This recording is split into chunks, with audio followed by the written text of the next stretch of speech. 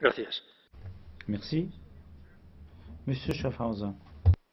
Chers collègues, la région des Grands Lacs est la plus grande catastrophe humanitaire. Ce n'est pas la Syrie dont nous avons parlé, plusieurs millions de morts.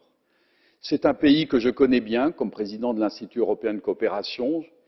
J'ai l'ONG la plus importante, je présidais la ONG la plus importante, et j'ai été placé auprès du vice-président Zahedine Goma, aujourd'hui décédé, un ami qui a combattu pour la transition démocratique et qui représentait l'opposition démocratique lors de la transition démocratique en 2004. Il a donné la vie pour son pays. Donc parlons de démocratie. Je voudrais vous rappeler une histoire que je connais bien, dont j'ai été moi-même acteur. En République démocratique du Congo, l'opération dite des rebelles masquait une invasion organisée par les États-Unis qui utilisait Laurent-Désiré Kabila.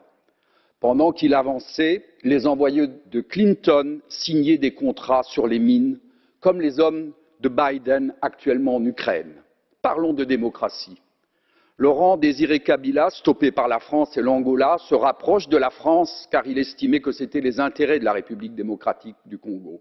Vous, les Belges, et je peux donner des précisions si c'est nécessaire, avec l'autorisation des Américains, vous décidèrent de l'assassiner. Joseph Kabila lui a succédé. Il fut votre homme, mais préoccupé de la souveraineté de son pays et de son indépendance, il ne vous convient plus. La RDC a besoin de stabilité et non de votre interventionnisme orienté selon des intérêts variables. Toute nouvelle instabilité dans cette zone équivaut à condamner à nouveau à mort des millions de civils. C'est toute l'Afrique subsaharienne qui s'enfoncera dans le chaos si cette région tombe à nouveau dans le chaos. Ce dont l'Afrique a besoin, c'est de souveraineté, de développement autocentré, que des gouvernements légitimes se préoccupent des peuples africains et de son développement.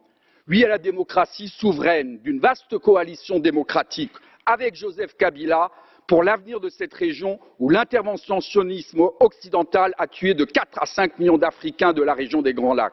Ce dont les Africains ont besoin, c'est d'être maîtres chez eux.